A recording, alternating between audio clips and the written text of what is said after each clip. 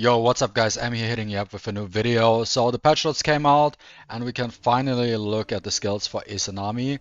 I already went through the whole thing and I can tell you that Izanami is Omega stark.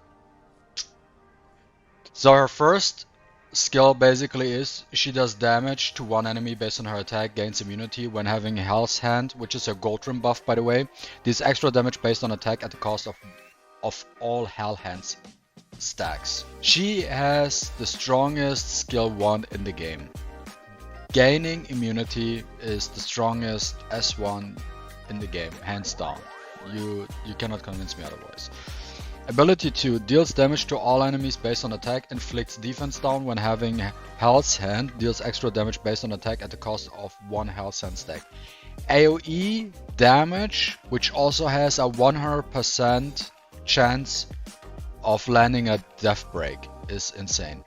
And you know why we know it's a 100% thing? Because it says inflicts defense down. It doesn't say has a chance of inflicting defense down. So this skill here is 100%.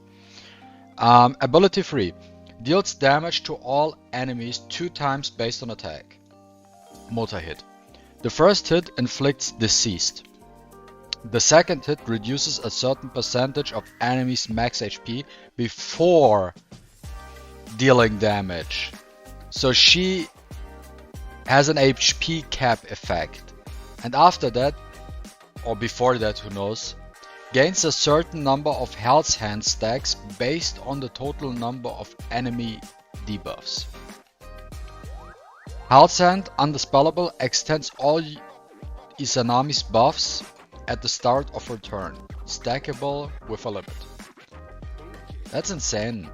Like, if you give her a 2-turn attack buff, she just has free and just extends her buffs. She just extends all her buffs at the start of her turn as long as she has the Hell Hand, right? So, and I read about that thing again. She's cracked, guys. She's cracked. Let's go through the resos real quick. So I read through her resonances.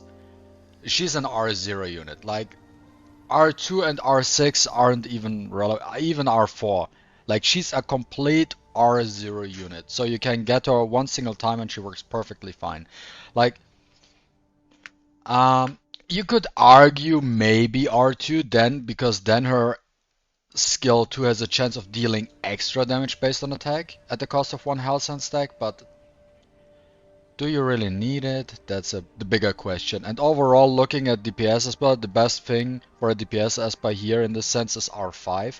R6 doesn't really matter. It says Netherjewel has a chance of not consuming Hell's Hands while dealing extra damage. I mean, it says has a chance, it's not guaranteed it does not consume things. So the R6 really doesn't do much because it's just an RNG factor.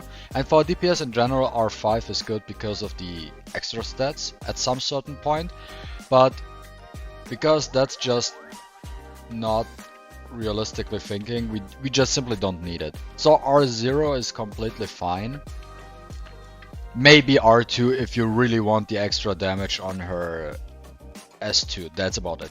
But reading through skill 1, she gains immunity, and also when having Hell's Hand deals extra damage based on attack, at the cost of all Hell Hand stack. So I thought at the very beginning Avatara might be a good choice for her because she counters and then gives herself immunity, right?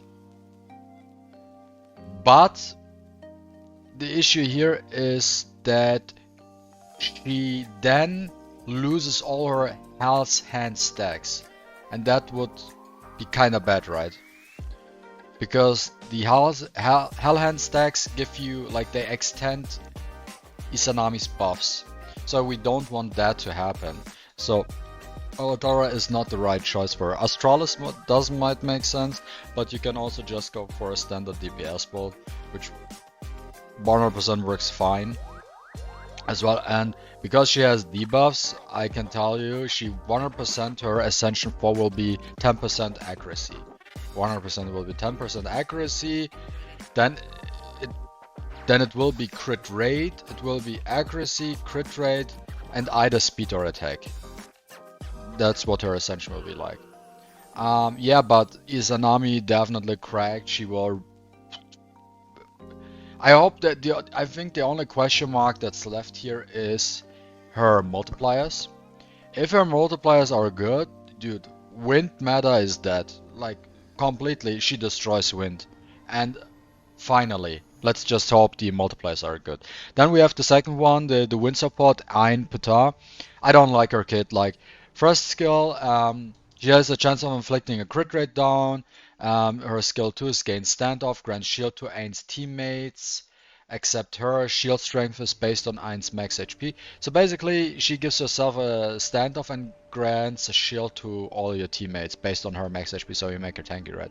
And then ability 3, deals damage to one enemy 3 times based on attack and max HP. So maybe she could be useful for...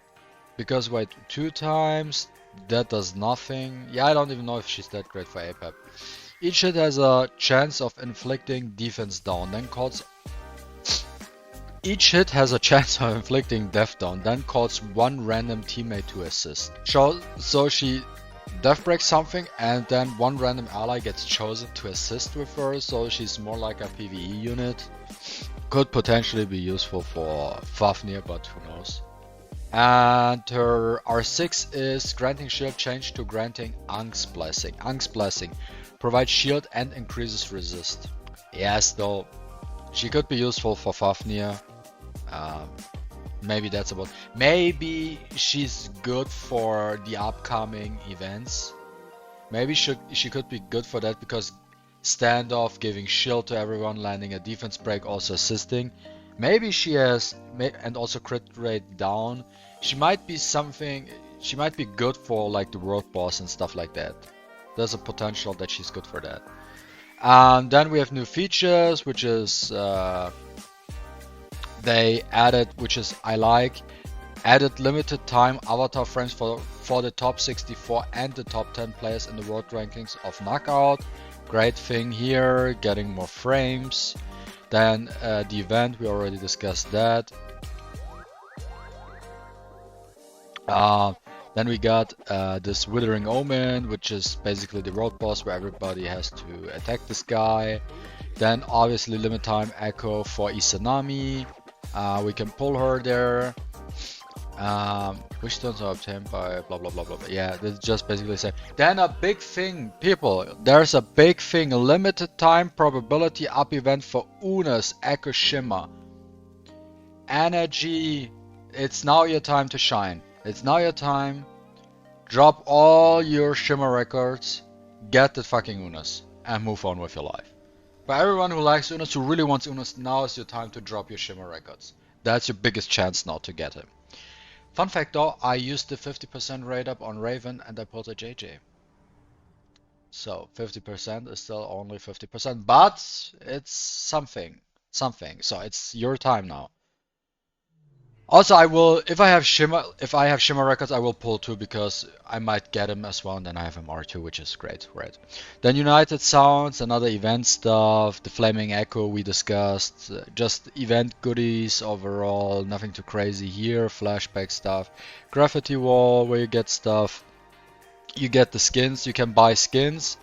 Mona, Drew, Ira, Tangyun, Freddy, Benny, Yezua. So if you didn't have any of these skins or you were missing one or you wanted one really badly, like for me for example, I want to have that Ira feather skin, go for it. I will get that one. I also like the fact that they did not include the RTA skins because that would be kind of shitty because for RTA we had to earn the skins and RTA for the legendary skins, and just buying that it would be just ridiculous. So good thing they did not include RTA skins. Then adjustments and optimization, reduce difficulty in hell mode. Okay, knockout. So now you have to be at least 0.11 to enter knockout. Like you have to get 0.11 for the first time, and that's it. And then increased rewards for some tiers and added frame rewards, which is good. Then Sentinel Hunt. That's a big thing, by the way, guys. Sentinel Hunt. So they basically nerfed Counter Sonica. They made it easier to deal with Counter Sonica, that you deal increased damage and stuff like that. Also remove the following requirement for unlocking the Blitz function. Players must fight a projection once in a hunt phase. Finally, they removed the requirement. So usually every time a new hunt starts, you always have to clear the bosses once on auto before you can blitz them. But now they removed it, and you can now blitz immediately, which is great. It saves a lot of time, by the way. Saves a lot of time, super great. I like it. I like it. Then they did some optimizations for purchasing records for whatever. Optimized the display for switching servers. They did some optimization.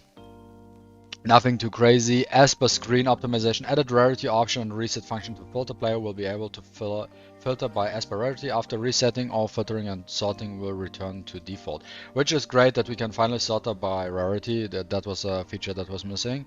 The buttons on the left side got expanded, whatever. Ascension will be displayed. Optimized Esper list sorting rules. Optimized the text display for Esper abilities. Optimized top players ranking display in the Ultimate Spire. And then the reminder option for refreshing bounties with gold changed from don't remind me again to don't remind me again this week, which is good. And Radiant Pass is the Louis skin, which doesn't look good. So we got a couple of quality of life changes. Nothing too crazy.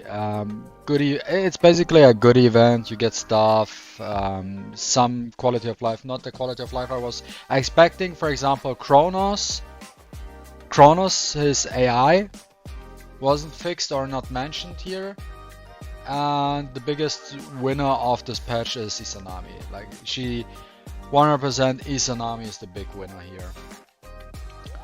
Let me know your thoughts in the comments down below. Thanks for watching. See you next time. Bye.